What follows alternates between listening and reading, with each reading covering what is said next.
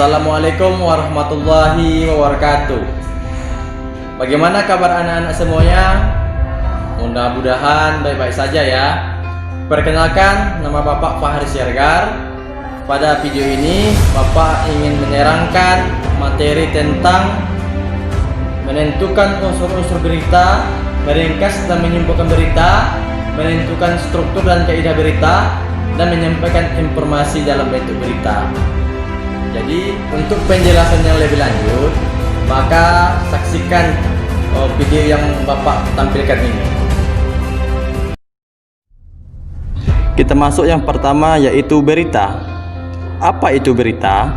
Di sini Bapak memaparkan pengertian berita menurut Kamus Besar Bahasa Indonesia adalah kabar atau cerita atau keterangan mengenai kejadian atau peristiwa yang hangat. Berita ini sendiri sering kita jumpai di media-media seperti media cetak, koran atau majalah, media elektronik, televisi dan radio, media online, internet dan sebagainya. Kita lanjut yang kedua, yaitu unsur-unsur berita. Di sini Bapak memaparkan ada 6 unsur-unsur berita. Yang pertama, apa? Apa peristiwa yang terjadi? Yang kedua, di mana? Di mana peristiwa itu terjadi? Yang ketiga, kapan? Kapan peristiwa itu terjadi? Yang keempat, siapa? Siapa yang terlibat dalam peristiwa itu? Yang kelima, mengapa? Mengapa peristiwa itu terjadi? Dan yang keenam, bagaimana? Bagaimana terjadinya suatu peristiwa itu? Jadi, unsur-unsur berita yang keenam Bapak terangkan tadi disebut dengan adik Simba. 3 apa dan 3 mana. Maksudnya adalah untuk mempermudahkan kita dalam melihat unsur-unsur berita itu. Yang pertama, apa? Kalau bahasa Inggrisnya what. Apa masalah peristiwa berita yang kita lihat ataupun yang kita tengok. Yang kedua, siapa? Dalam bahasa Inggrisnya who, yang mengalami itu. Jadi maksudnya adalah siapa yang mengalami dalam berita ataupun peristiwa itu. Yang ketiga, mengapa? Bahasa Inggrisnya why. Mengapa berita itu terjadi? Nah, yang keempat, di mana? Bahasa Inggrisnya where. Di mana terjadinya suatu peristiwa dalam berita itu. Yang kelima, kapan atau bila mana, atau bahasa Inggrisnya when. Kapan peristiwa dalam berita itu terjadi. Yang kelima, bagaimana atau how. Maksudnya adalah bagaimana proses atau kronologi dalam berita itu sendiri.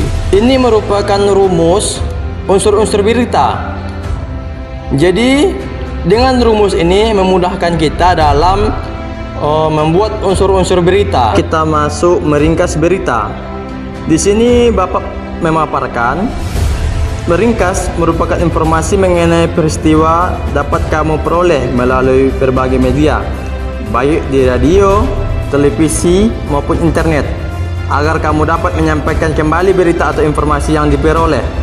Kamu dapat membuat ringkasan berita berdasarkan unsur-unsurnya. Ringkasan merupakan penyajian karangan dalam bentuk yang singkat dan efektif.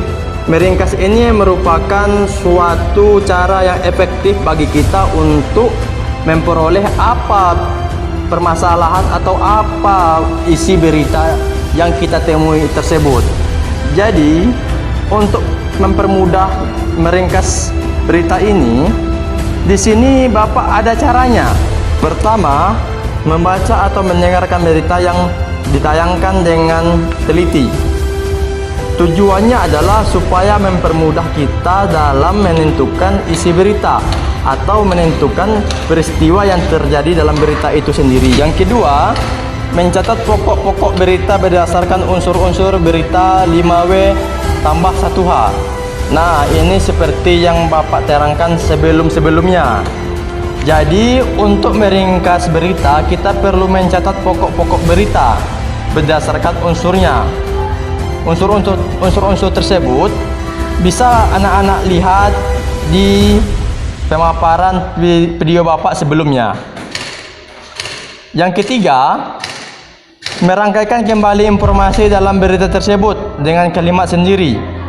Nah, setelah anak-anak Bapak semuanya mendengarkan berita dan mencatat unsur-unsur berita, jadi anak-anak Bapak semuanya merangkaikan kembali informasi dalam berita tersebut, tapi dengan menggunakan kalimat sendiri. Maksud kalimat sendiri di sini adalah menurut ringkasan yang anak-anak Bapak sampaikan. Begitu. Di sini Bapak memaparkan contoh berita. Jadi anak-anak Bapak semuanya bisa melihat contoh berita di buku cetaknya masing-masing. Nah, kita lihat nih unsur-unsur beritanya. Unsur-unsur berita ini juga bisa anak-anak Bapak semuanya lihat di buku cetaknya. Di sini kan ada pertanyaan dan unsur berita. Pertama, peristiwa apa yang terjadi? Maksudnya adalah bagaimana peristiwa itu terjadi. Unsur-unsurnya, padatnya Pelabuhan Merak. Itu peristiwanya yang terjadi dalam contoh berita yang Bapak sampaikan tadi, ataupun yang Bapak paparkan tadi. Yang kedua, siapa yang mengalami peristiwa itu? Unsur-unsur berita, truk pengangkut barang non sembako. Dalam contoh yang kedua ini, ataupun dalam pertanyaan kedua ini, bisa anak Bapak lihat unsur-unsurnya. Di sini ada kata siapa, dan di nomor ketiga itu pertanyaannya bisa dilihat dari kata di mana. Nah, itu cara membuat unsur-unsur berita. Kemudian Bapak akan menerangkan bagaimana cara untuk meringkasnya. Tadi kan sudah Bapak sampaikan cara meringkas berita itu bagaimana. Nah, bisa anak-anak Bapak semuanya baca di pemaparan video Bapak sebelumnya.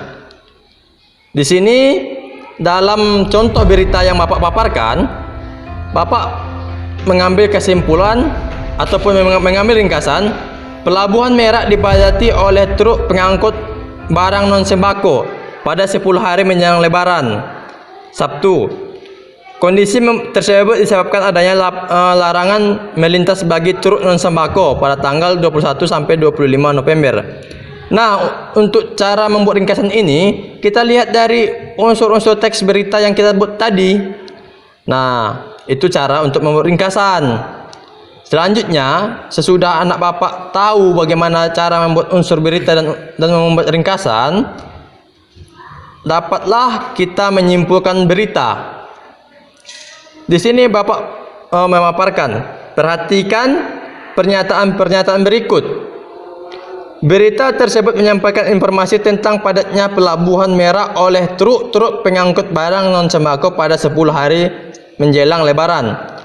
Kedua, berita tersebut menginformasikan pengenalan pusat kebudayaan Amerika Serikat di Indonesia oleh Kedutaan Besar Amerika Serikat. Pengenalan dilaksanakan di pusat perbelanjaan Pacific Place di Bilangan Senayan, Jakarta Selatan. Nah, dari pernyataan-pernyataan yang Bapak tampilkan tadi, dapatlah kita ambil kesimpulan. Adapun yang dimaksud dengan kesimpulan adalah kata-kata akhir dari suatu uraian. Di dalam kesimpulan harus memuat unsur-unsur berita dengan rumusan lebih ringkas. Dengan demikian, kesimpulan tentang isi berita harus memanfaatkan ringkasan kita sebelumnya terhadap pokok-pokok informasi. Pokok-pokok informasi tersebut dengan berpatokan pada rumus adik Simba atau yang kita sebut dengan 5W1H. Demikian materi yang Bapak sampaikan, mudah-mudahan bermanfaat bagi anak Bapak-bapak semuanya. Sekian dan terima kasih. Wassalamualaikum warahmatullahi wabarakatuh.